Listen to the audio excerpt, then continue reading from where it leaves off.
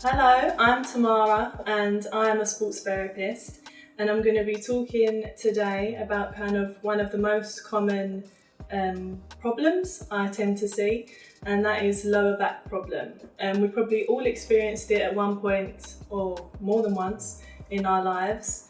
It is probably one of the most common things I tend to see, and it's 9 out of 10 times the problem actually isn't coming from your lower back.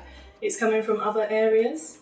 So I'm going to explore those areas for you and then also give you some tips on how to prevent it, or if you was to go and see a practitioner, what kind of treatment session you would expect.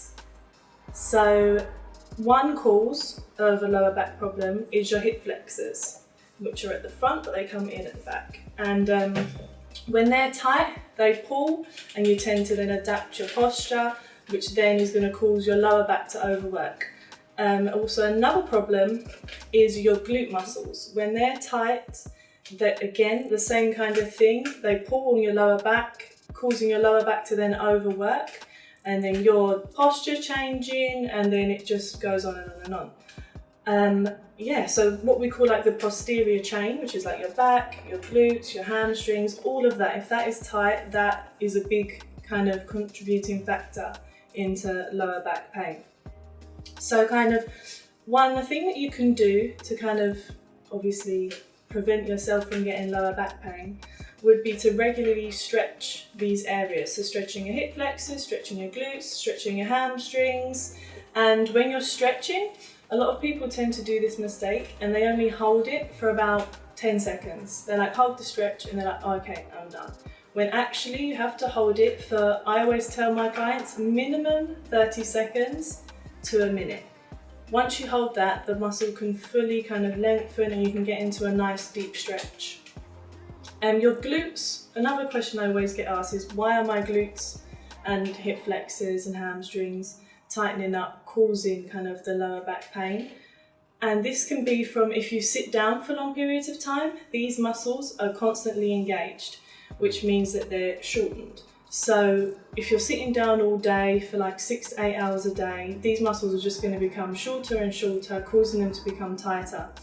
And then that's when you're going to get the lower back pain. So what I say to people is also another way to prevent it is by getting up kind of every hour, every half an hour, just whether it be you walk to the bathroom, walk to the kitchen, just get up, walk around for a little bit and come back to your desk.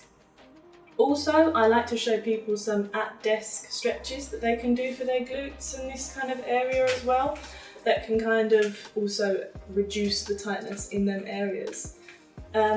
Also, another way that you can kind of, if you are experiencing the lower back pain and you do think, you're probably thinking, sounds like it's coming from my glutes. Another thing you can do is if you've got a small ball, but it has to be quite a hard ball, so not a tennis ball, because that will just kind of collapse. You want to put that kind of under your glute and you just want to put your weight onto that ball and just do small little circles to kind of try and do like a self muscle release for that area. Or also if you've got a foam roller, kind of the longer one, you can also then do kind of a self release for your glutes there. Same thing applies to your hip flexors, not your hip flexors, your hamstrings, sorry, but also your hip flexors. They're really important you want to really stretch them out. But it's not only like if these muscles are tight you're going to get lower back pain, it's also if these muscles are weak, especially the glute muscles. If your glutes are weak, that's going to then cause your lower back to overwork, which is then going to cause the pain. So another thing I tend to do to people is you want to stretch them, but you also want to strengthen them at the same time, because mobility and strength work hand in hand.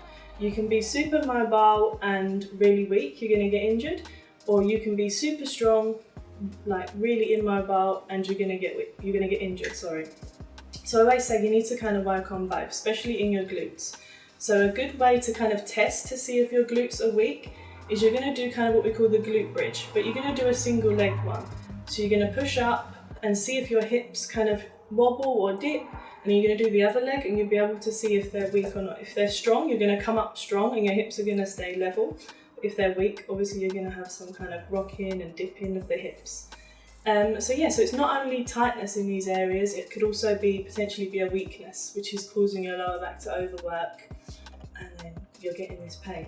But obviously also, you can get lower back pain if you're lifting too heavy, you're not lifting correctly, you're using too much of your back than you are these other areas.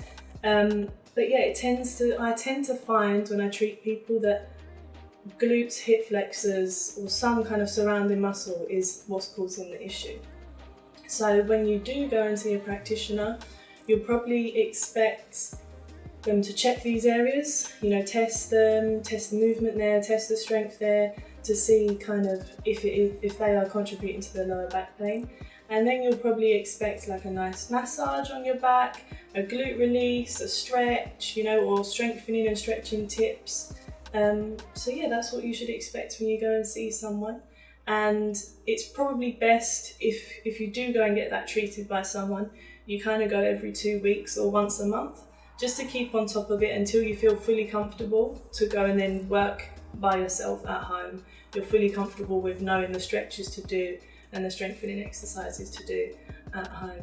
But yeah, so that is all about kind of lower back pain, what can cause it, and how you can kind of treat it yourself, and what you should expect when you go and see a practitioner.